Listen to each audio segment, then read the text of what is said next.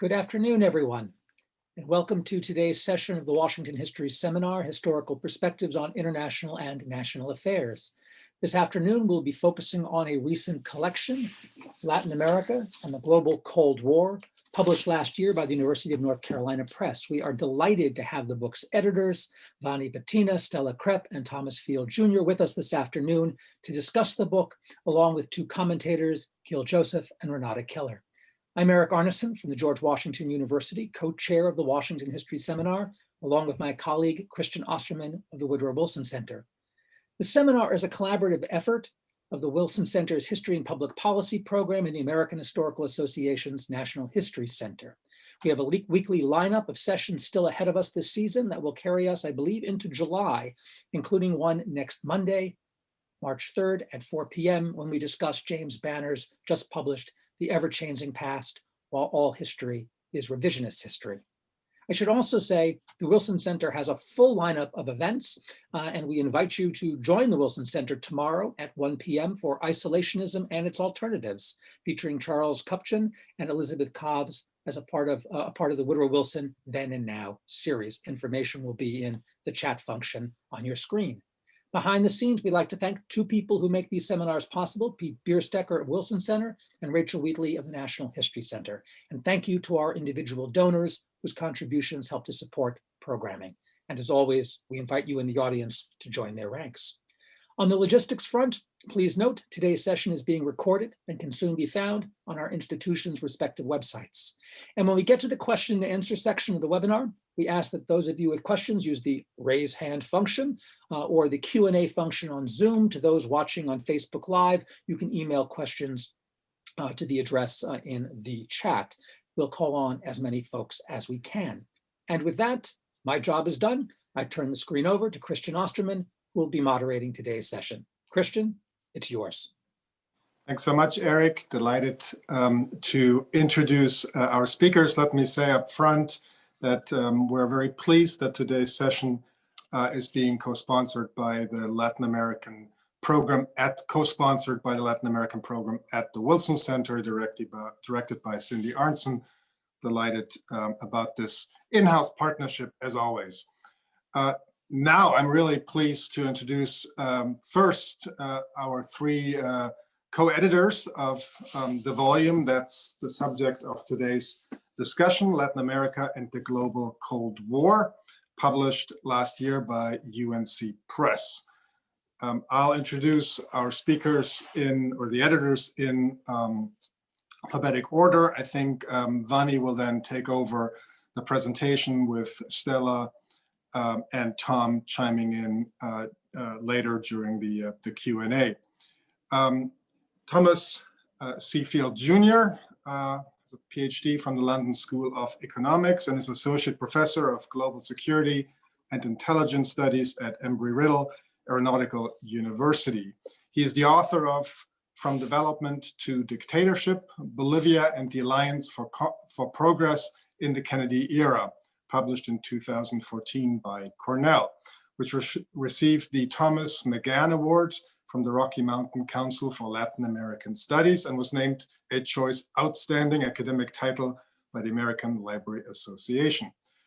Dr. Field is also the recipient of the Stuart Bernath Scholarly Article Prize and the Betty M. Unterberger Dissertation Prize, both from the Society of Historians of American Foreign Relations. He's currently writing a book on the 1967 death of Ernesto Che Guevara and its impact on Bolivia, Latin America, and the wider Third World. Next, we have Stella Krepp, Assistant Professor of Iberian and Latin American History at Bern University, Switzerland. In 2013, she received her PhD in History at the University of Cambridge with a thesis on the Organization of American States.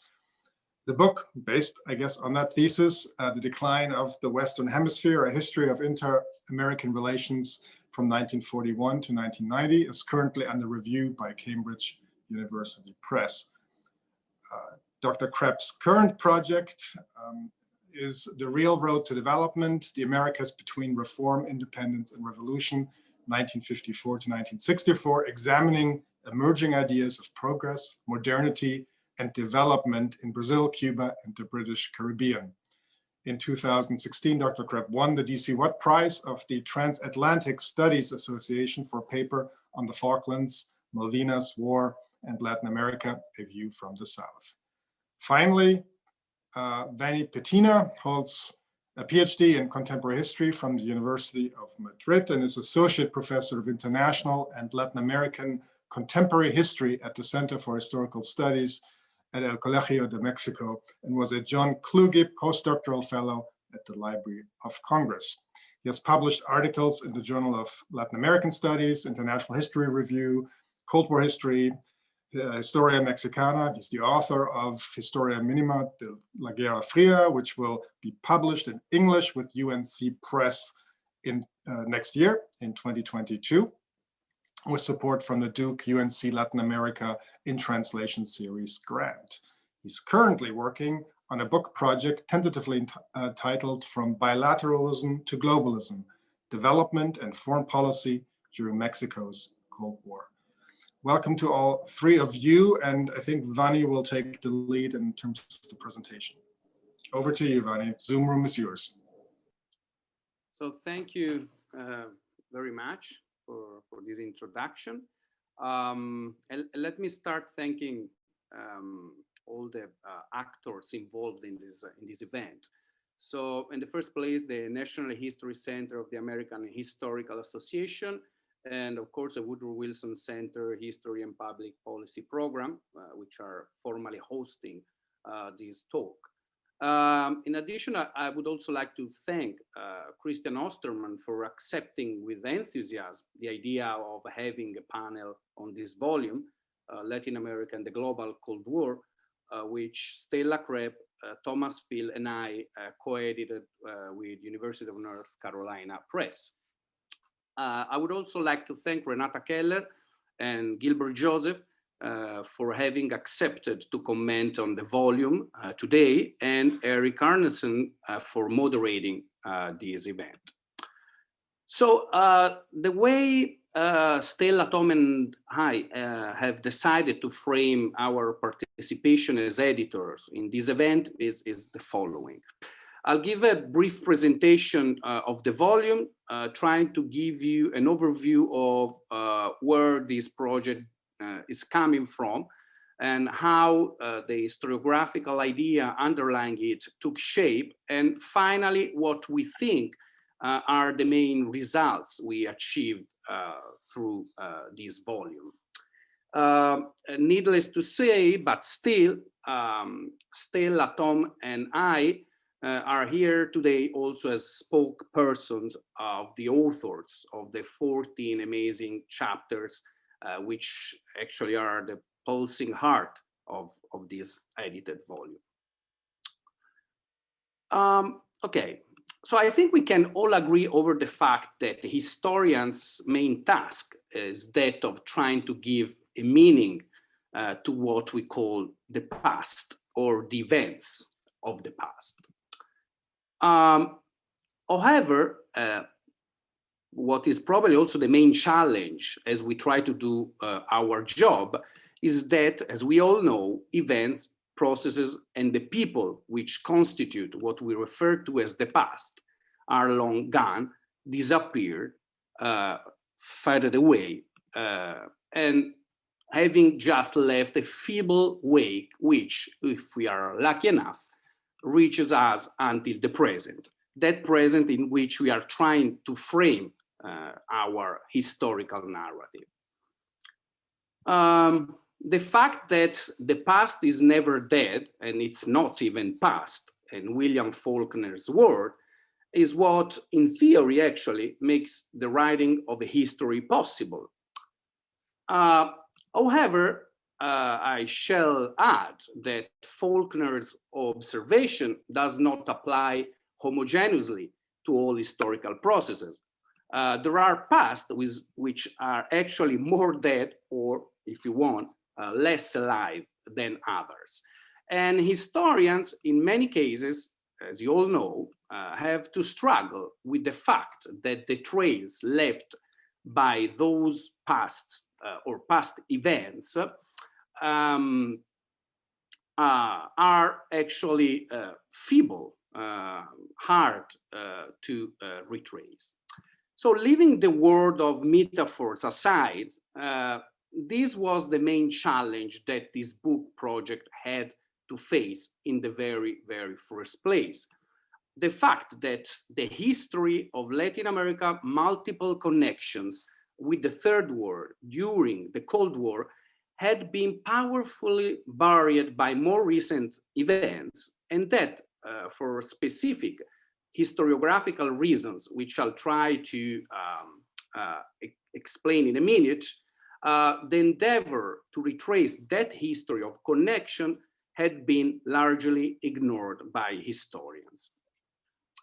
So when we start working on this project, we had intuitions, mostly coming from our common appreciation, I would say, of Odd Arnie Westad's book, The Global Cold War. So the idea that there was a history of connection, agency of the Third World and coming from the Third World, and that most likely Latin America was also part of that history.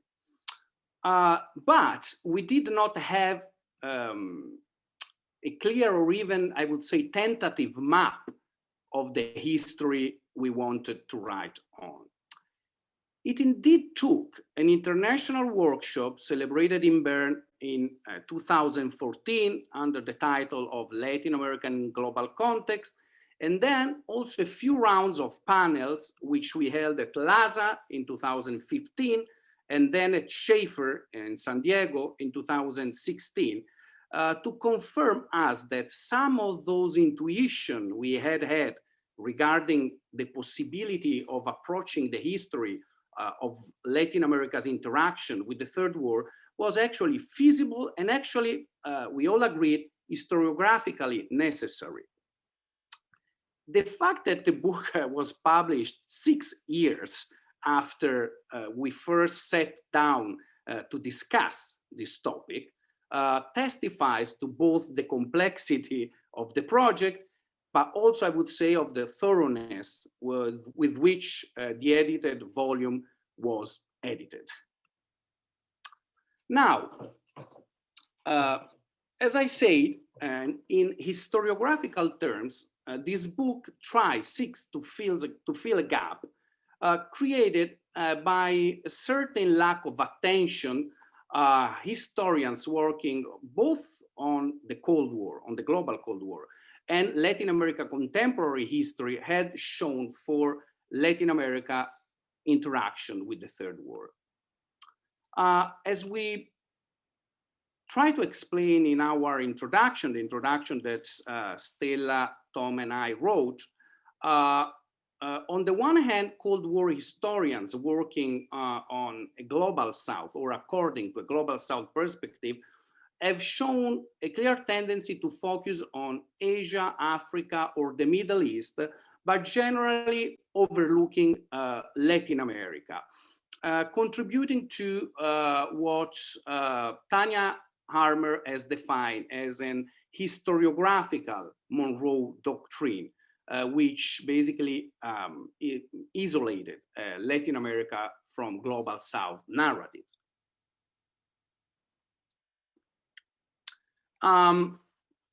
This historiographical Monroe doctrine was also reinforced, we argue in the introduction, by the emphasis that historians, specifically working on Latin American contemporary history, have usually given to the region's thorny relationship with Washington. The preponderance of what Aldo Marchesi has called the hegemonic paradigm has certainly played a role in limiting the exploration of different forms of international interaction by Latin America, like in this case, the form in which the Third World increasingly became, for Latin American countries and society, a new space of political, ideological, but as we show, I think in the volume, also of cultural integration throughout the 1960s and the 1970s.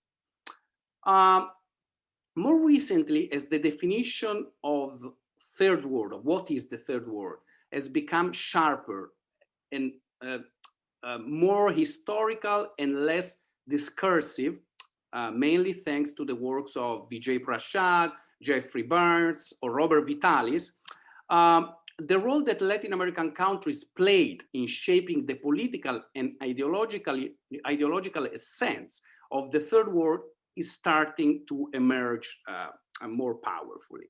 So this book builds on this firmer historiographical background, and through 14 chapters offers what we think is a first draft of a map which seeks to chart the several political, economic, and cultural forms in which Latin American states and Latin American non-state actors interacted with that new political project that we call the Third World.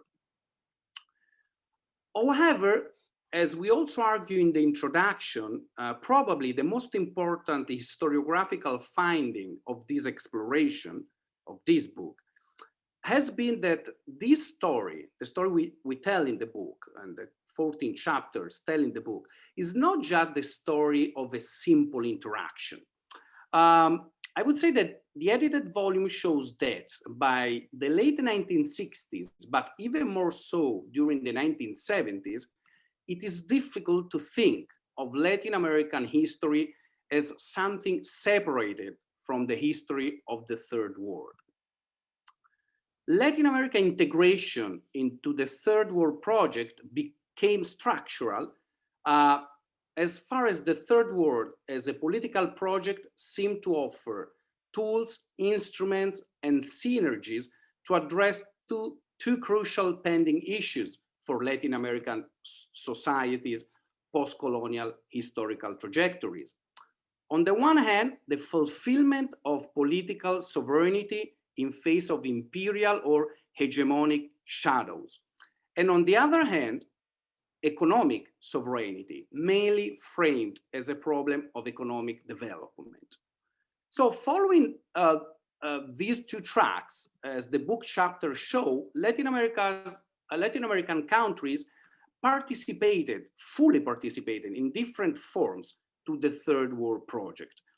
Forms that in order to facilitate its exposition, we have synthesized or framed as a Latin American Third World nationalism and a Latin American Third World internationalism.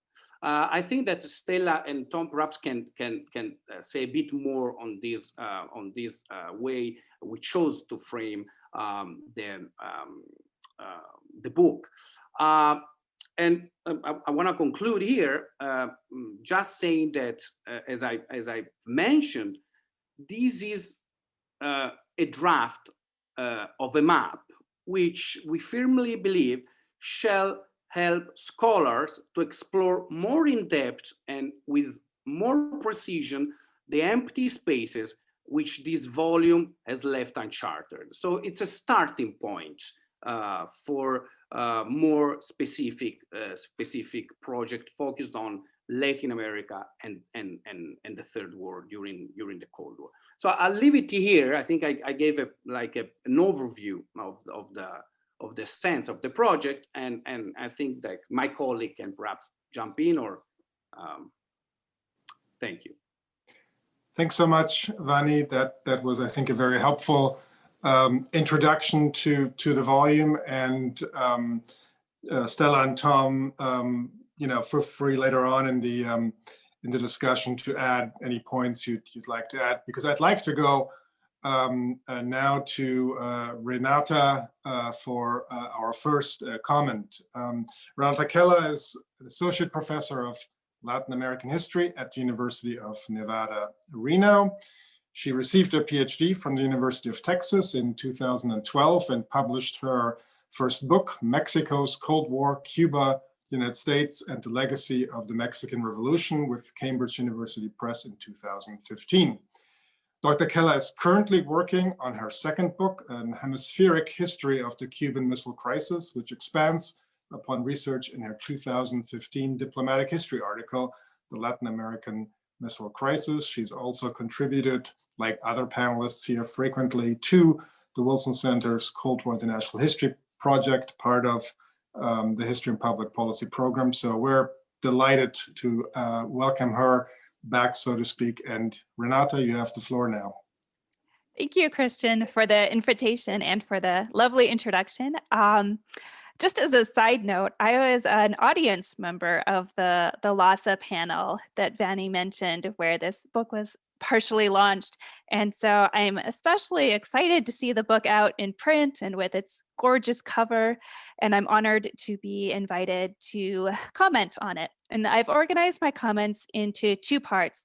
I'll talk a little bit about what I think are some of the book's main contributions, and then I'll finish up with a few questions. So first of all, this book, I think one of the things that makes this so great is it makes this really important contribution to the effort to look beyond nation state boundaries and beyond state-centered analyses to develop a truly global approach to Latin American history. And as the book's editors correctly observe, most histories of the Cold War period in Latin America look at either single countries or at Latin American relations with the United States. And then furthermore, most histories of inter-American relations, as Tom points out in the beginning of his chapter, emphasize US power and influence, rightly or wrongly so, we could discuss.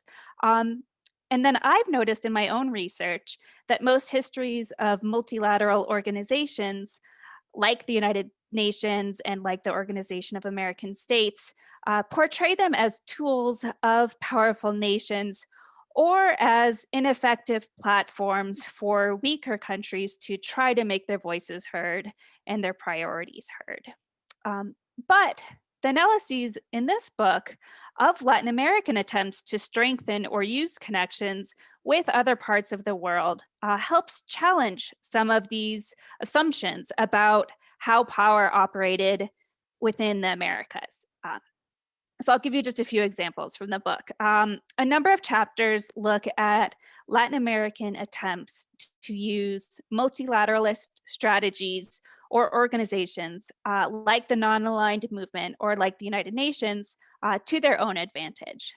Among others, the chapter by Miriam Elizabeth Villanueva on Panama's use of third worldism in the United Nations, and the chapter by Aline van Omen on Sandinista diplomacy in Western Europe show that multilateralism could be a very effective strategy, both for governments and for non-state actors. Meanwhile, Michelle Paranzino's chapter on Cuba and Stella Krepp's chapter on Brazil highlight Latin American influence on the creation and development of the non-aligned movement. And so these examples and the work in general, the book in general, I think should inspire further historical research into the utility of multilateral organizations and multilateral political strategies. Furthermore, this book also helps unsettle some of the terms and categories that are so central to histories of Latin America and the Cold War, terms like conservatism and developmentalism and post-colonialism.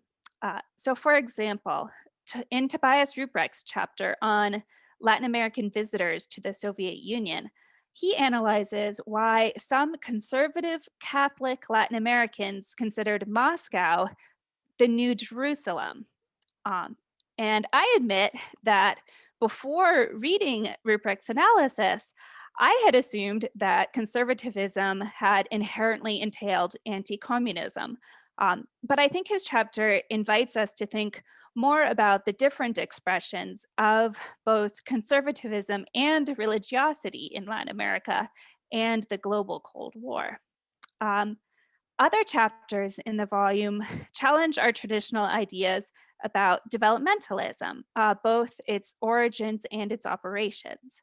So Christy Thornton's chapter about the Mexican origins of the new international economic order demonstrates the multi-directional influence of economic ideas among nation states and non-state actors. In Vanni's chapter on Soviet tractors in Mexico, and Sarah Foss's chapter on Guatemala's National Program of Community Development, show how international and local processes shaped each other to produce unexpected outcomes, such as development without modernization, and in the case of Sarah's chapter, without democracy.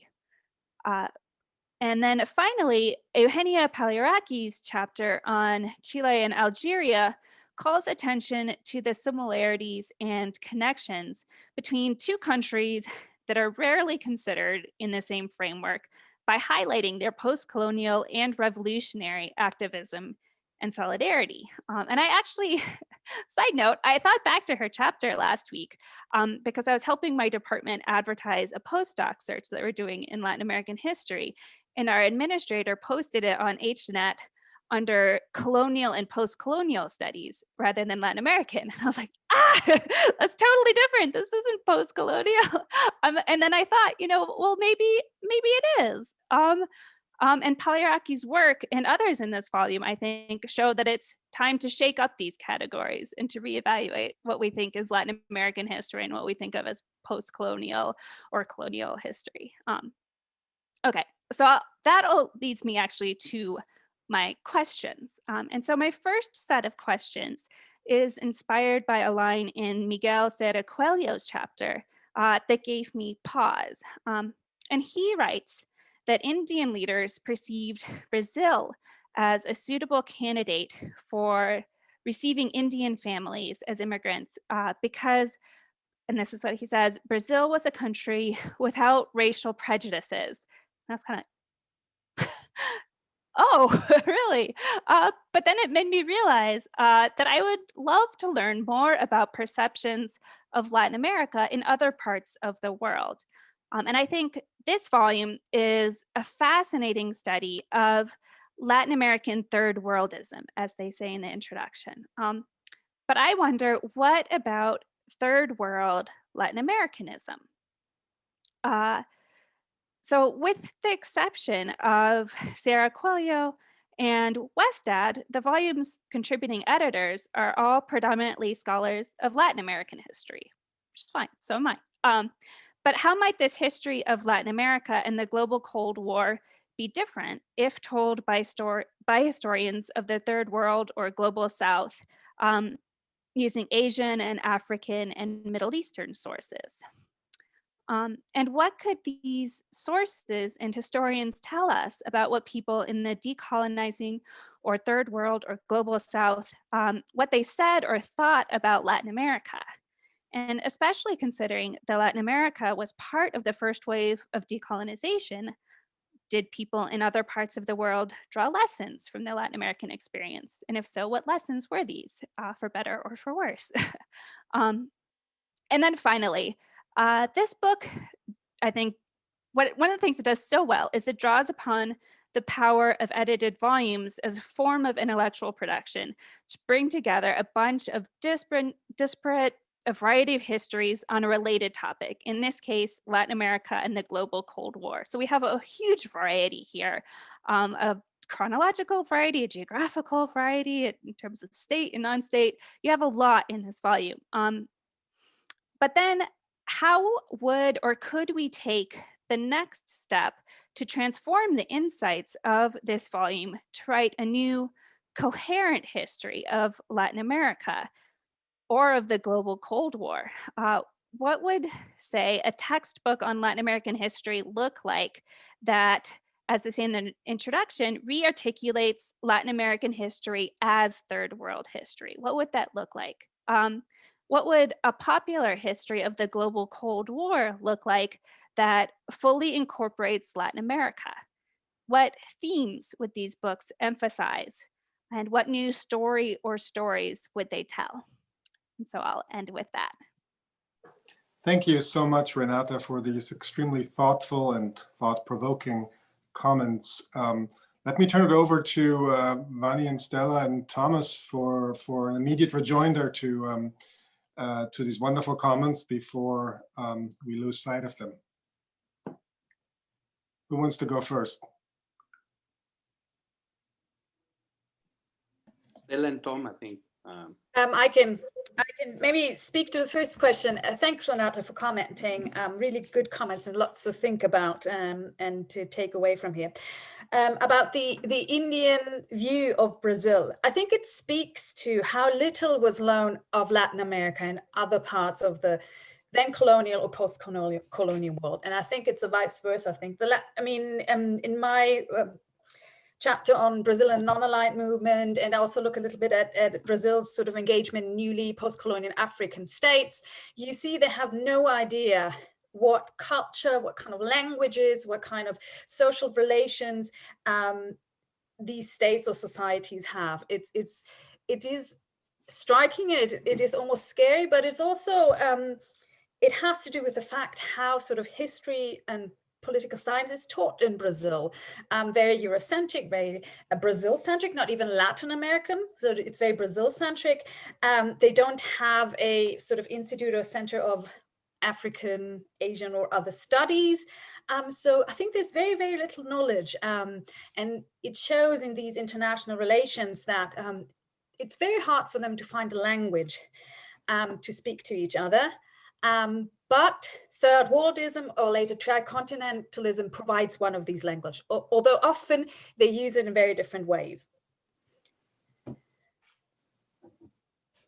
Thank you. Tom? Sure. So thank you so much, Renata. It's such a pleasure to hear reactions to the book. As everybody who's written or published a book knows, once it's out there, it becomes everyone else's, and we cease to be able to control the narrative. But I'm so thrilled to hear your thoughts, because the things you got out of the book were definitely the things that we wanted to kind of bring to light and start conversations about. And then your questions are really excellent as far as future research goes. I love the way you're thinking about this. The very first question you had about other countries, in a way, this is what brought us to the topic. I think we had noticed, as Vanni pointed out, that scholars of third world studies and third world history have frequently talked about Latin America as the subject of fascination for Northern Africans, Middle Easterners, Africans who are going through their own struggles for political decolonization and then economic independence. Christy Thornton's chapter talks about how Mexico's anti-imperialist economics going back to the early 20th century becomes a model for other parts of the world. So, with so many third world historians of the third world talking about Latin America, we felt that the Latin American historical community, that it's time to respond. And so that's kind of what we thought there's been a lot of invitations for Latin American third world history writing, and we wanted to respond to that. And that sort of begs the question of, so what now? I like your question about what now should historians be writing in textbooks, or how might the tone, be different? And I think that, oftentimes if we think about the way historians write about the Middle East and Africa and East Asia, South Asia, 20th century history it's very natural for them to talk about decolonization and third worldism. But with Latin America, it's always been a little awkward, a little stilted. No one's sure whether to put Latin America in the West or the global South. And I think that's one of the sort of mental maps that our book grapples with. So when we think about Latin America being part of the third world, it seems like no one debates that when it comes to economics and sort of poverty. But now I think hopefully our book will challenge people to think about Latin American political expressions as well, being about third worldism. In fact, before I close my response, I think one of the titles we were working with at one point on the clipping room floor was From West to South. Thinking about how Latin America kind of was a founding member of the Western sort of intellectual political community, as Greg Grandin and others have written, but then steadily became more sort of disillusioned with Pan-Americanism.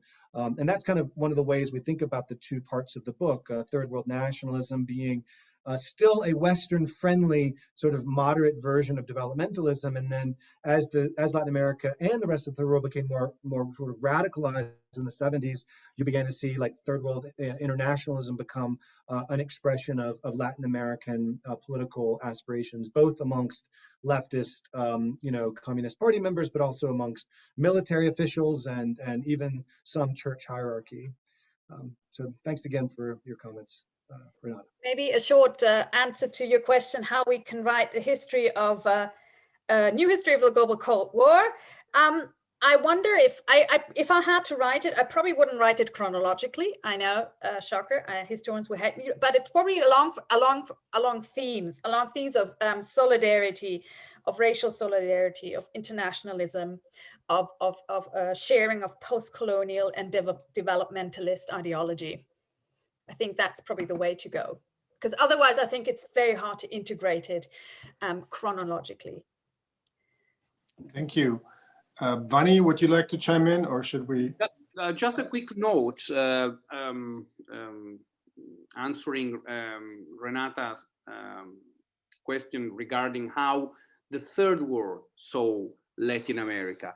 Actually, there is an historian in Mexico, Daniel Kent, who is working on Indian diplomacy, political and cultural diplomacy towards Mexico using Indian archives. And apparently, I've studied that with regard to the non-aligned movement, and I sort of found out that Mexicans perceive their position as similar to the Indian one in terms of third world relationships. Apparently, Indians share the similar position regarding Mexico, according to what Daniel Kent is finding in Indian archives. So, I mean, let's see when his book will come out, but it's going to be interesting. Great, thank you, Vanni. Well, our next speaker, our second commentator, in a way sort of brings me full circle on the subject, since Gilbert Joseph Gill was part of some early forays by the Cold War International History Project into Latin America, gosh, a decade, maybe a decade and a half or longer ago. He, of course, is one of the giants in the field of Latin American studies, the Farnham Professor of History and International Studies at Yale University, and served as president of the Latin American Studies Association during its 50th anniversary celebration in 2016. He received his PhD from Yale in 1978, and before returning to New Haven in 1993 to head up Yale's Latin American Studies program, he taught for 15 years at the University of North Carolina at Chapel Hill. Among his many, many other publications, he is the co-author with Jürgen Buchenau of Mexico's Once and Future Revolution, Social Upheaval, and the Challenge of Rule Since the 19th Century, published by Duke in 2013. He's co-editor with Greg Rendon of A Century of Revolution, Insurgent and Counterinsurgent Violence During Latin America's Long Cold War, Duke 2010, and author of Border Crossings and the Remaking of Latin American Cold War Studies, published in Cold War History 2 years ago. A wonderful platform for, I hope, the comments on this panel. Gil, it's wonderful to see you and welcome you back, and Zoom room is all yours. Thank you, Christian. And it's a great pleasure to join in the discussion of Tom, Stella, and Vanni's generative collection on Latin America and the global Cold War. And I thank Christian and the organizers for inviting me. I have to say at the outset, I'm a real fan of this book and feel honored to be the lead blurber on the wonderful jacket that Renata mentioned. I see my task on the panel to locate the volume in the context of the cresting wave of new scholarship on the Latin American Cold War. And I'm doing so largely as a political, social, and cultural historian of Mexico and Latin America. I think the present collection makes a major contribution to that literature. Indeed, the volume hammers home a point that distinguished international historians such as Tanya Harmer and my Yale colleague Lauren Benton have frequently made, and that Vanni alluded to, that too often Latin America has been left off to the side, the odd region out, almost as if there were a historiographical Monroe doctrine walling off Latin America's participation in global movements of anti-imperialist solidarity during the 1960s and 70s. These included the non-aligned movement, the codification of dependency theory, and the new international economic order, among others. And taking a longer view, which is showcased in the volume by Christy Thornton's pioneering work on post-revolutionary Mexico, Latin America also played an unsung constitutive role in the formation of international institutions of global governance that ran the length of the 20th century, from the League of Nations through Bretton Woods and the United Nations, a role that boasts enduring legacies like ECLA, the Economic Commission on Latin America, and the UN Conference on Trade and Development. Now, the last 20 years have witnessed nothing less than a remaking of Latin American Cold War history, as the field has burgeoned into a veritable growth industry. For decades, study of the region's post-war conflict was dominated by mainstream diplomatic historians who conceived of it largely in bipolar terms and were preoccupied with grand strategy and US policy and sources. Since about 2000, however, scholarship has been significantly reoriented by Latin Americanists who, without marginalizing international conflicts and rivalries, have more often approached the Cold War from the inside out and from below. In the process, they've begun to flesh out a distinctive Latin American variant of the Cold War, rather than merely studying the dynamics and collateral damage of superpower rivalry in a peripheral region. As a result, more ambitious transnational and trans-regional analyses have emerged, steeped in multi-sided archival and oral history research strategies. The book we're discussing today constitutes a signal contribution to this scholarship. What distinguishes it, however, is that its emphasis is not really from the inside out and from below, but rather an attempt to more fully incorporate Latin America within a broader global framework, within a more expansive understanding of what is the third world. Now, the actors who populate the volume overwhelmingly represent elites and middle sectors, populist and military leaders, diplomats, economic theoreticians and policymakers, left intellectuals and student activists, international solidarity workers, traveling experts and technocrats, to name a few. Much less emphasis is accorded to Latin America's poor and working classes. In the one case where peasant villagers figure, Sarah Foss's contribution on community development in Guatemala's indigenous Western Highlands, these campesinos are largely accessed through the development experts who did outreach in their communities. It might be useful, therefore, to take a broader view of events and society during the region's Cold War, to contextualize the transnational dynamics and actors in this book. For starters, Latin America's Cold War was rarely cold. Indeed, few periods in the region's history were as violent, turbulent, or transformative as the half-century that ran roughly from the end of World War II through the early 1990s. One would have to go back to the early 19th century wars of independence to find the same level of mass mobilization, revolutionary upheaval, and counter-revolutionary repression. Yet the international connections, organizational capacities, and technologies of death and surveillance at work in the late 20th century Cold War render that earlier cycle of violence almost quaint by comparison. Latin America's late great novelist Gabriel Garcia Marquez graphically evoked what he called this outsized and unbridled reality in his 1982 Nobel acceptance speech. He told his audience that he had been obliged to develop a new literary genre, magical realism, to assimilate the period's mind-boggling occurrences and, as he put it, render our lives believable.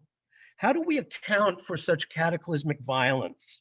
To be sure, Latin America's past has always been marked by alternating cycles of social reform and intense conservative reaction, in which the influence, aid, and intervention of imperial powers have figured prominently.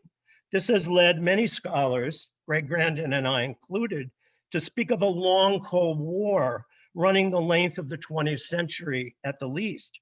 Even so, the dynamics of the Latin American Cold War proper were embedded in a particularly ferocious dialectic, linking reformist and revolutionary projects for social change and national development with the excessive counter-revolutionary responses they triggered in the decades after World War II. This dialectic, which several of the volume's contributors obliquely refer to, but are not in a position to examine, played out in intertwined domestic and international arenas of political, social, and cultural power that shaped Latin American life in the late 20th century and had lingering echoes and legacies in the new millennium. At a macro level, the Cold War was a struggle between two post-war, we might say, rookie superpowers, the USA and the USSR, over shifting geopolitical stakes and ideological visions of how the world should be organized. But what ultimately gave the Latin American Cold War its heat was the politicization and internationalization of everyday life. On a variety of fronts across several decades, Latin American elites and newly expanded and empowered popular classes participated in local and national political contests over land, labor, the control of markets, the disposition of scientific, environmental, medical, and health resources, and really what constituted citizenship itself, contests that rarely escaped the powerful undertow of the larger superpower conflict. Like so much of the new scholarship on the Latin American Cold War, the present collection challenges the conventional historical narrative advanced by diplomatic historians that the region's Cold War history was circumscribed by the hegemonic dominance of the United States in its imperial backyard. Rather, without negating the historical dynamics of US power, our collection inflects the repeated efforts of Latin American actors, nationalists and internationalists of varied stripes, to galvanize alternative channels of anti-imperial solidarity, at times with the Soviet Union and its allies, more frequently via South-South or third worldist solidarities within and beyond Latin America. Now, Latin America and the global Cold War also contributes in useful ways to what is likely the most important recent development in Cold War studies, the elaboration of its multi-stranded cultural dimension. Given the new collection's predominant focus on the nationalist and internationalist politics of Latin America and the Third World, there is relatively little explicit treatment of culture during Latin America's Cold War. An exception is Miriam Villanueva's examination of the performative cultural politics that underwrote Omar Torrijos's authoritarian populism around the negotiation of the Panama Canal treaties in the 1970s. The volume also effectively uses contemporary photos, posters, and journal covers to illustrate some riveting visual contributions to the Third World movement. More implicitly, however, the volume contributes to a broader construction of the Latin American Cold War's cultural dimension. For if the field has become a growth industry in the last 15 years, its leading edge may well be efforts to tease out the complex, power-laden cultural processes, relationships, exchanges, and institutional forms that shaped the late 20th century conflict and had consequences beyond its denouement. For although military juntas and intelligence apparatuses, leftist guerrillas and right-wing paramilitary forces, CIA-backed coups, and covert operations have remained at the center of traditional accounts of the Cold War in Latin America, beneath or in the wake of the conflicts they orchestrated. The Latin American Cold War was really waged by technocrats and experts, an army of rural and urban development planners, economists, scientists, agronomists and engineers, doctors and health workers. These individuals were often embedded by international missions that were promoted by both state and non-governmental organizations. The webs of expertise they wove served to materialize the political ideologies and grand strategies of the era. The present volume supports recent contributions to the literature that flesh out how such experts, as well as private travelers, expats, and members of diasporic communities throughout the global South and Europe, shaped alternative solidarities that challenged imperial forces of both the right and the left. In the process, this new scholarship underscores the fact that the appeal of the mass utopias of the superpowers was predicated on dreams of development and modernization that were appropriated in a variety of contexts and ways, often with different results, a conclusion that Sarah Foss underscores in her piece where Guatemalan indigenous villagers were concerned.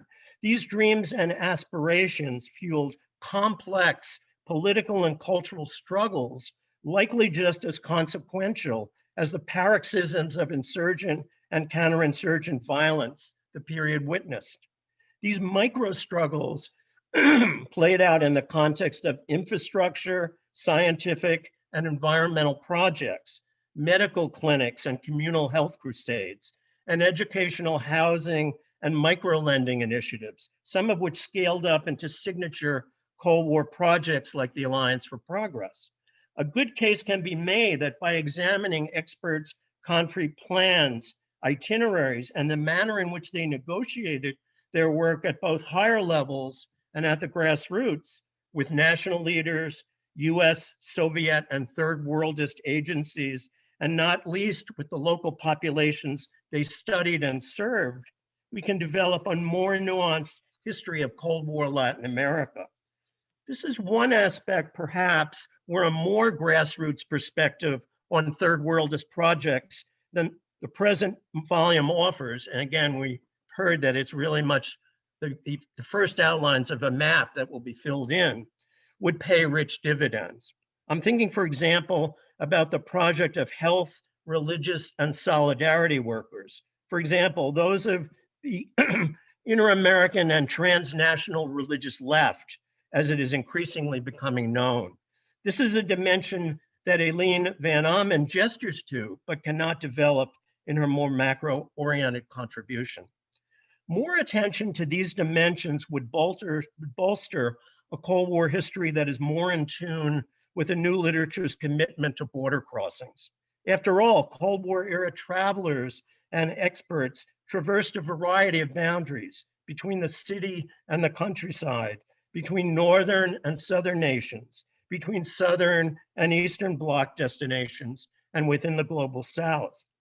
This kind of new research forces us to consider a series of binaries in Cold War studies between so-called developed and developing nations, between the first or second world and the third world, and between the global North and the global South. Congruent with recent turns in transnational studies, the new work accentuates a blurring of the local and the foreign, especially where the production of knowledge is concerned. The peripatetic experts and technocrats under scrutiny in new Cold War research spanned generations of knowledge production, traversed multiple levels and ideological divides of the world system, and in many instances themselves came to embody transnational identities and what one scholar has called hybrid nationalities of expertise. They played a crucial role in the global South, operating in societies that were transitioning from revolutionary and liberal welfare states to the neoliberal regimes that succeeded them. I have in mind places like Mexico, Puerto Rico, Colombia, which became proving grounds for the kind of biological, agronomic, and applied economic research that underwrote such institutional hallmarks of the global Cold War as the Green Revolution, which, as our edited volume suggests, found its greatest traction under neoliberalism. Indeed, one of the volume's more provocative but undeveloped threads lies at the end of the editor's introduction and is taken up again at the close of Arne Westad's pithy conclusion. As Westad puts it, although Latin America's third world phase was an enchantment that did not last long, just a couple of decades, it stimulated forms of thinking about potential overseas associations that are still with us today. Westad suggests, in effect, that the image of the heroic guerrilla has long been replaced by the dream of lucrative contracts in a globalized age of often no-holds-barred crony capitalism. But is this the endpoint of tercermundismo, as Latin America's progressive pink tide has seemingly run out of steam? I'd like to hear Tom, Stella, and Vanni's thoughts on what is so progressive in what the editors refer to as the book's forward-looking conclusion. Now, I think the outlook for future work in Latin American Cold War studies is very promising and will be even more so once the pandemic is controlled. The cresting wave of interdisciplinary scholarship, represented so richly in this edited volume, augurs the possibility of further dialogue between approaches to the regional and global conflict, which is likely to advance the burgeoning literature on the cultural Cold War. A masterfully researched and engagingly written monograph, Eric Zoloff's The Last Good Neighbor, Mexico in the Global 60s, published virtually simultaneously with the present collection, represents something of the kind of synthesis I've been gesturing toward this afternoon. By positioning Mexico at the heart of the Global 60s, Zoloff deepens and extends his own fine-grained, pioneering work on the nation's late 20th century cultural and political history. Yet at the same time, by focusing on Mexico's global pivot to an enhanced international role as a third world bellwether, he makes important contributions to the project that Tom, Stella, and Vanni have set forth so compellingly in their collection.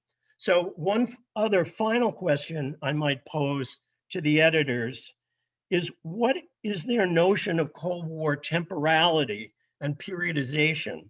Does it make any sense to take the notion of a long Cold War seriously, perhaps even one that hasn't really ended? Thanks for putting up with my raspy presentation, but it is a wonderful book, and I'm really it's a really pleasure to be discussing it. Thanks so much, Gil. Really appreciate your very thoughtful comments as well.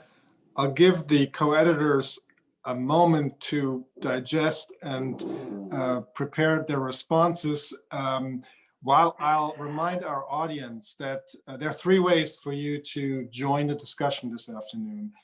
Our preferred way is for you to use the raise hand function in the Zoom functionality and join us by audio in a few minutes. You can get in line now.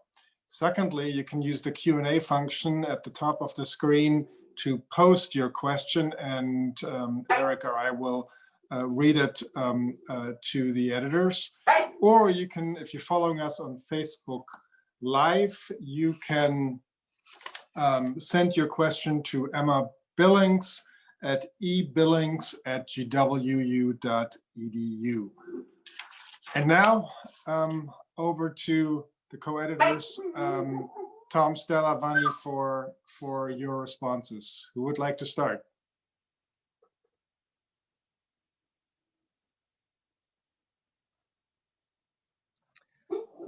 We worked for 5 years together, so we're very polite, I guess.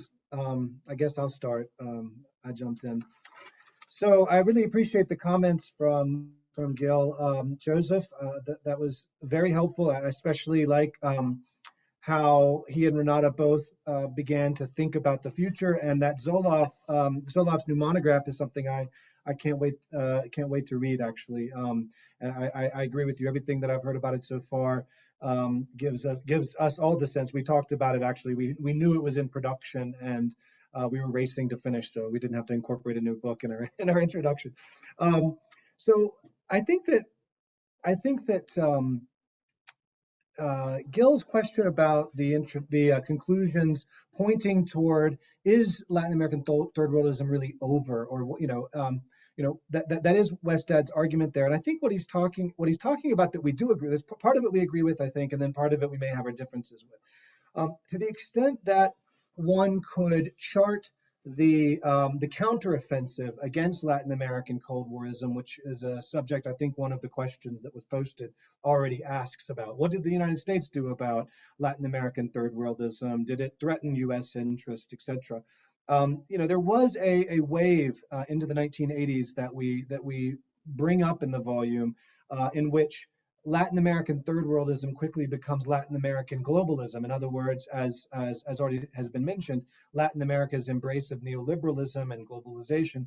One thing that we agree with is that, as of the 1960s and 70s, Latin America, ceases to really express itself only in Pan-American terms and really wants to embrace its global history, its global political aspirations. I don't believe, though, that third worldism is completely dead. I think the non-aligned movement continues to inspire certain movements. I don't think the pink tide is over. I mean, the Bolivian elections, amongst other sort of signs that there remains a certain romanticism between Latin American expressions of anti-imperialism and third worldism. But I should couch this in pointing out that we're three co-editors, we're many contributors as well. So we continue to debate sort of which aspect of Latin American third worldism we wanted to sort of put in front of the book. And I remember we had a lot of chats. Like, I think Vanni wanted to talk a lot about developmentalism. Stella was bringing up regionalism a lot of times and regional organizations. And I was talking about sort of the anti-imperialist aspects of third worldism in Latin America. So with that, you can't come to one argument, obviously, in an edited volume, but this conversation is why we really hope that scholars continue to engage in these types of questions, because we believe that where we're going is quite exciting by embracing these questions, really more than any particular answer. Thank you, Vanni. Yeah. I want to jump in just in terms of the question about if Latin American third worldism is over, is ended. I was teaching like last week a class on the new international economic order here in Venice, and I began the class with a slide on Yellen's new proposal for a global tax on multinational companies, because that was a crucial aspect of the Charter of Economic Duties and Rights of Nations proposed by the Echeverría administration, that became one of the pillars of the new international economic order. So depending on what we look at, I can see continuities, and I can see that some of those proposal ideas are actually re-emerging to the point that even if no US newspaper mentioned the fact that that idea came from the new international economic order, but it did. So I think it testified to the still like vibrant vitality of some of those expression of Latin American third worldism. And on the other questions, I'll let first Stella jump in, because although I'm not sure about temporality, it's a huge question. As you know, I have my vision on that, and it would take like a long time, but okay. Okay, yeah, thank you. So I think personally, yeah, I don't think the project of third in Latin America has ended, nor the Cold War, to be honest. And my example would be sustainable development, or the development goals, the UN development goals. I think if you're a historian, you see so many parallels from the 60s and 70s. And I think one thing we'd like to do with this volume is also linking up historical research more with social sciences, and maybe talk to political scientists and sociologists, which often we do not do. And I'm always quite shocked when I then go to presentations of political scientists or social scientists, and more generally say, oh, this is this total new idea about sustainability and development. I was like, no, actually it's centuries old. It does change over time, but at the same time, there's a huge amount of continuities that maybe we have to argue for stronger as historians. And I'll take up another point that that was mentioned about the border crossings, which I found very interesting, which I, and I guess my co-editor as well, I think we'd like to think a bit more about. I think what is always, what at least for me was quite surprising, is the permeability of these actors, how they travel around Latin America, but also in international fora, how they move. And I don't think we necessarily often appreciate how mobile some of the Latin American actors we look at are. And I think that's also something that we have missed out, because we focus so much on the national kind of nation-centric sort of research, and we don't realize how much international other kind of influences they experience. Can I just ask a follow-up just based on some of the comments very quickly? Sure. Well, I mean, in keeping with the fact that, for one thing, I thought what was so special about this was that it really does have a discursive community that is galvanized. I mean, you guys say you were working on it for 6 years. It's very clear. At the same time, you know, your introduction, well, excellent, is, you know, it's minimalist, it's spare, and it, you know, there are many things you could say and open up into some of these questions. And I'm wondering, you know, and I guess this gets to the temporality question, but also, you know, transnational solidarities. What would you make of Chavismo, for example, or ALBA? Would this be something, would this be a latter day phenomenon, you know, and it sort of ties in with how the United States deals with these things, whether in Venezuela or Bolivia or what have you, earlier in Guatemala. But I mean, do you guys think of some of these latter day movements that attempt to tap into some of the energies you write about in your book? Is that something that you might consider? Who would like to respond to that? Tom? I do personally. In fact, the other day when I mentioned the Bolivian elections when I first answered part of this question, because I had in the back of my head when Luis Arce won the presidential election in Bolivia in 2020. One of the first foreign policy statements, you know, he made was he was going to reestablish ties with the non-aligned movement. He was very proud of Bolivia's ties with the non-aligned movement. And he's saying that in 2020. So the fact that for some amongst the sort of I guess, you know, the anti-imperialist expressions of Latin American nationalism today remains, I think, I think these memories remain very vivid to this day. So yeah, I do see Chavismo, I think Lula, I think, you know, a lot of the sort of, for us in the volume, the main difference between Latin American nationalism as it was expressed oftentimes in the 30s, 40s, and 50s versus the more radical version of Latin American internationalism, you know, within which the discourse of tricontinentalism was quite large, coming out of Havana in the mid 1960s, was their sense of solidarity and their placing of foreign policy tolerance at the forefront of their missions. In other words, foreign policy tolerance toward other so-called anti-imperialist regimes. That, I think, still exists. You know, solidarities between Chavez and Iran don't happen because of innate domestic sort of cultural connections. They happen because they have a shared, I think, sort of mirror image project, what they see as U.S. Foreign policy. So I do think it's alive today. I very much do, and I think that they think of it that way. I don't think that it's latter day sort of contrary to the Janet Yellen wealth tax proposal.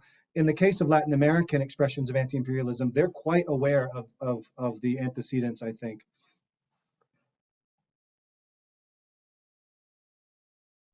All right, I think we want to, unless somebody wants to chime in, I'd like to get to some of the questions from the audience. I'd like to go to Piotr Kozicki first. Piotr, please unmute yourself. Hello. Hi. Hello, Christian. Hello, Eric. Congratulations to all of you on a superb session. And the two comments did such an amazing job of bringing everything together. I've read parts of the book. I have to say, Tobias Ruprecht's chapter is probably one of the more insightful ones I've read in international history in general. But as a specialist in global Catholicism, a flag went up for me when Renata Keller was making her point about conservatives finding the New Jerusalem in Moscow. And it was one of two questions that I wanted to ask. The first being the vocabulary of conservatism, because I'd be curious how you would all speak to it. In historiographical terms, I understand your agenda as being progressive, but I think more generally, one of the things that you problematize here is left-right in general. So within Ruprecht's own chapter, there's a slippage sometimes. Sometimes conservative means socially conservative, i.e. Views on abortion, views on marriage, views on divorce. And then sometimes it has to do with conservative party politics back home. So there's an ironing out. I was curious, and I know it's hard to generalize across the whole volume, but to the extent that you think that conservatism and progressivism translate from Latin American studies or back into Latin American studies. And this brings me to my second question, because one of my main wheelhouses thematically is Christian democracy.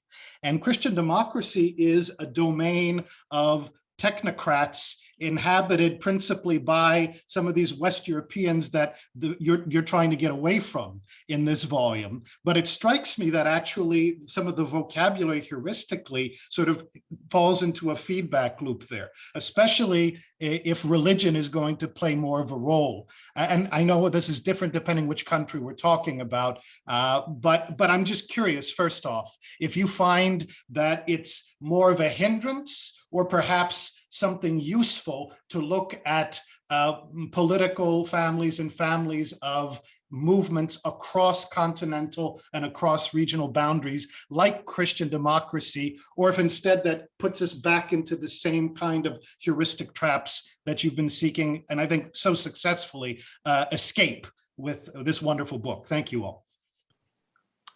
Thanks, Piotr.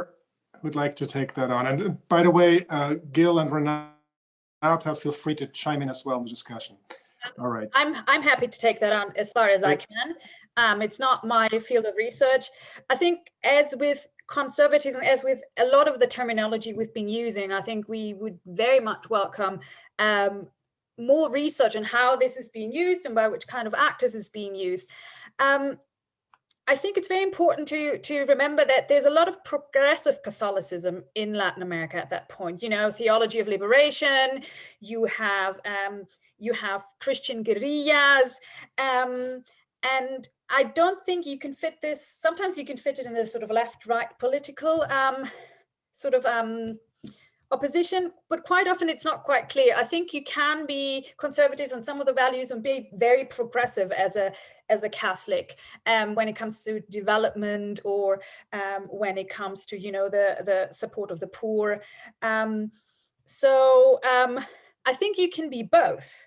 And in many ways, what you see in Latin America is that they're both. And obviously the Catholic Church is so big and it's so diverse that you really have to look at the sort of actors and what they believe in to really find out what it actually means. The question about the Christian Democrats, I think that's a very, very difficult question, because although of course you have political parties who define themselves as Christian, they don't necessarily have to be conservative. they can also have a progressive agenda. Same as a military regime sometimes can have a progressive agenda. And I find it often very difficult to work with these sort of left-right labels, because quite often they combine both. And that makes it very hard to define.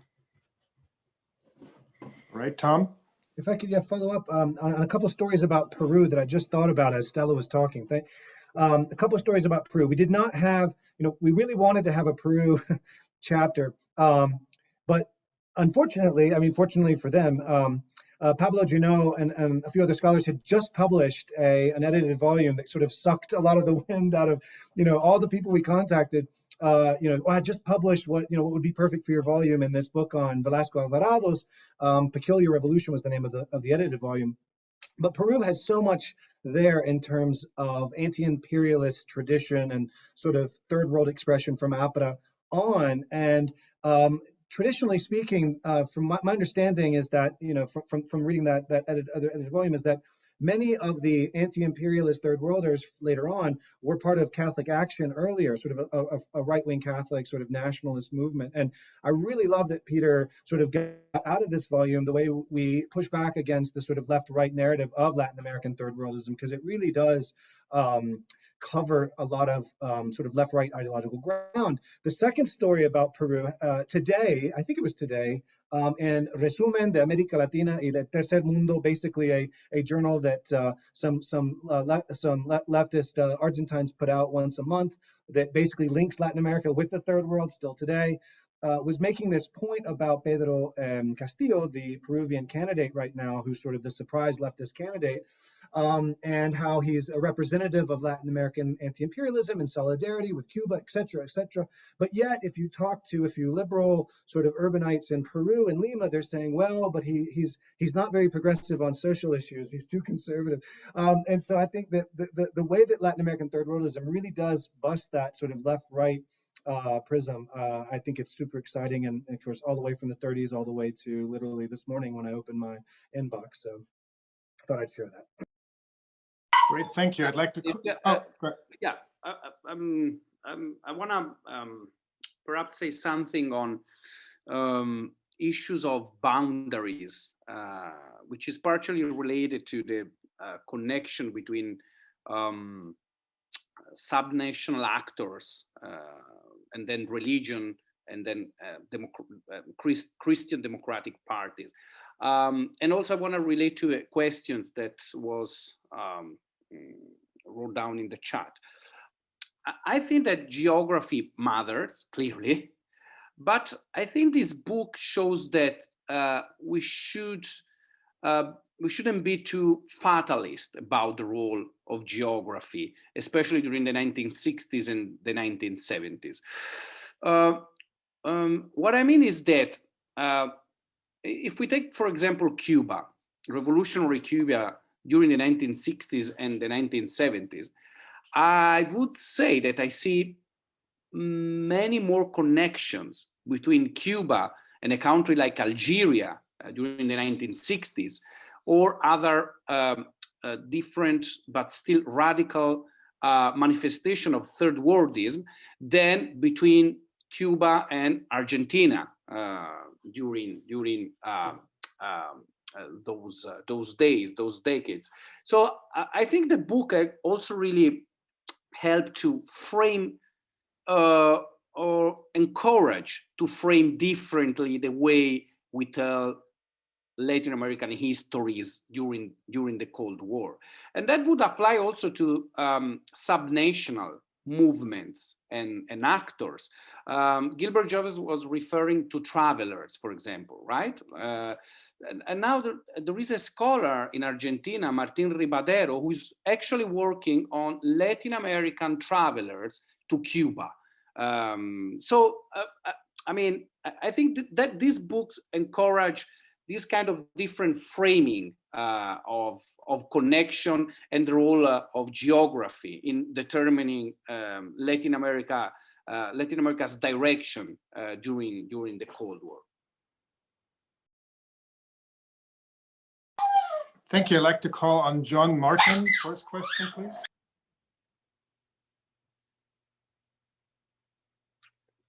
Hi, I'm a retired journalist and a research fellow at the Woodrow Wilson Center, and I apologize. I had to step out a couple of times during this, so I may have hit something that's already been discussed or dismissed. But is there any attempt in this book to assess the impact on Latin America of the post-World War II refugee surges from both Europe and Asia? But I have a particular interest in the Nazi war criminals who flooded into Latin America. But did they flood? I mean, I don't know. Maybe that was a very insignificant part. If anybody would care to take that up. Thank you. My co-editors can correct me if I'm wrong, but I think that the main chapter that speaks to possible sort of fascist links would be David Sheenan's chapter on Argentina and Argentine, Argentina's version of third worldism, to speak of left-right similarities on that particular question, does discuss Argentine expressions of nationalism, fascism from Perón all the way through the 1980s. He questions in some ways the radicalism or the impact, so-called impact of fascist influence on Argentine nationalism, and sees actually more continuity between the supposedly fascist nationalist and the supposedly pro-American democratic loving generals, the sort of liberal-backed generals. So that would be the one chapter that deals with that, seeing it as from a political perspective being wrapped up in a national project and not necessarily determinative. But they may be able to add something there. I don't know. Anyone? All right. Excuse me. Can I just pick up on the previous thread? I found it very interesting that Absolutely. both popular religion and also popular racial politics. When you think about the Mexico City Olympics in the late 60s, that was a moment of kind of third worldist expression with connections being made to the Black Power movement. And, so obviously, and Mexico, I'm thinking also as a Mexicanist, what CDOC represented with Illich and the resonances that went beyond Latin America. I mean, liberation theology and the connections with Africa and elsewhere. I'm just asking this because it's an interesting part of those decades and intersects with third worldism. Is that something that the editors gave much thought to? I mean, it's interesting that the chapter that deals mostly with issues of race is McPherson's, pre-1940 piece. I mean, is this something that you guys entertained in terms of the theology of liberation? That is a sort of an international religious left and cum solidarity, and as well as Black politics that go beyond the Caribbean and go beyond the early decades of the century into the watershed of what you guys are principally looking at. There was one other chapter, someone else can jump in, but there's one other chapter that mentions race, I think, in a really interesting way. And that is the Brazilian. It was already mentioned once, but the Brazil, and someone actually already mentioned on the chat, I thought Argentines thought they were part of the first world. There are certainly Brazilians and Argentines who did not want anything to do with the Afro-Asian movement. And so Miguel Serra Coelho's chapter on Brazil talks about how they didn't want to join the non-aligned movement. They thought it was a movement of we're white. They said, and we don't want to be part of it. But what we learned in researching for this volume is that there was a similar sort of discourse going on in Northern Africa where the Algerians and the Egyptians were saying, let's please make the non-aligned movement and anti-imperialism and third worldism non-racial. Let's not make this a racialized movement. And I think Bob Vitalis has written about this a bit in his own work. And the clear sort of, and there was one last moment of sort of racialized third worldism in the early 60s in the debates between China and the Soviet Union on sort of the meaning of third worldism. And with the Chinese withdrawal really from a lot of international organizations in the mid to late 60s, the Soviet-backed version of third worldism kind of did emerge victorious temporarily. And that opened up a lot of space for Latin Americans, Northern Africans to say, we're third worlders too. I mean, obviously the Belgrade Conference in '61 asserted that version of third worldism. So, I mean, race is there, but at that moment, sort of at the high, at the third world, at the apex of third worldism that Westad talks about, he talks about the Latin American obsession with third worldism. At that moment, at that 15-year period from 1965 to 1980, race was muted a bit for the purpose of joining together, I think, whites, mulattoes, mestizos, negros, indigenas all over the region for this larger anti-imperial project. I'm not saying it worked nicely, but that was, I think, the political project at that time. Yeah, let me jump in there a little bit. I think just briefly, Stella, because I want to get to one more question. The Afro-Asian movement, and Jeff Byrne has written about it. There's a point where China tries to exclude the Soviet Union with the argument that they're whites or that they're Europeans, and that obviously poses a huge problem for the Latin Americans. So there's a debate of like, do we want to racialize the third world movement? And it's problematic because Latin Americans do not fit in, at least the Latin American elites do not fit into this sort of idea. But it's definitely a topic that should be explored. And I think there's a lot of probably rich research that could come out of it. Great, thank you. Let's see if we can get to probably just one more intervention. I'd like to ask Daniela Spencer to unmute herself. Daniela, welcome to the Washington History Seminar. I didn't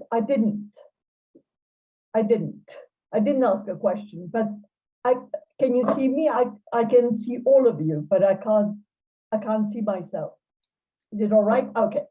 Well, it's wonderful to see you all, and I was wondering, when we were putting together In From the Cold, Christian, of which you were very much a part, and Gail and Eric Zoloff, one of the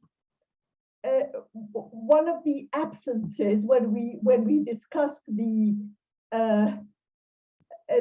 how to look at the Cold War in a different way. One of the things we struggled with was how to localize the Cold War, and we came up with several cases. But now that in Mexico, Vanni and various others now we have a series discussing the Cold War in Mexico. And one of the questions I will ask us and will ask you today is, haven't we abandoned, or you who continue the work on Latin America as part of the global Cold War, haven't you abandoned the local Cold Wars as we attempted but didn't quite finish in From the Cold? Thanks, Daniela. A provocative final question, a very short answer because we're just about out of time. Very quickly. I think that's the challenge, right? Because it would be just like a fashionable operation, a book on Latin America and the global Cold War that wasn't also attempting to be rooted in the local. I think we are really trying to do that. And what I think the chapters do, or how they manage that challenge, is that they are strongly rooted in local Latin American sources. So they come from there and they try to go global, but the roots are local, because I think you are completely right. I mean, we have to do that, otherwise it would be like a market operation. Since everything global has become so popular, this would be like just a market operation. It's not like that, right? It's strongly rooted in the local dimension. Thank you so much. And I'm afraid with that, we'll have to bring this to a close with thanks to Vanni, Tom, and Stella, and of course, Gil and Renata. I'll turn this over to Eric. Eric. Thank you, Christian. Thank you to those of you on our panel, as well as to the National History Center intern, Emma Billings, and to those of you in the audience. Apologies to those whose questions we could not get to because we ran out of time. Join us next Monday on May 3rd at 4 p.m. when the Washington History Seminar returns to discuss the ever-changing past, why all history is revisionist history, with its author, James Banner, and commentator, Sarah Maza. And don't forget tomorrow's Wilson Center session at 1 p.m. on isolationism and its alternatives, featuring Charles Kupchan and Elizabeth Cobbs, a part of the Woodrow Wilson Center's Then and Now series. And with that, we say good night, thank you, and take care.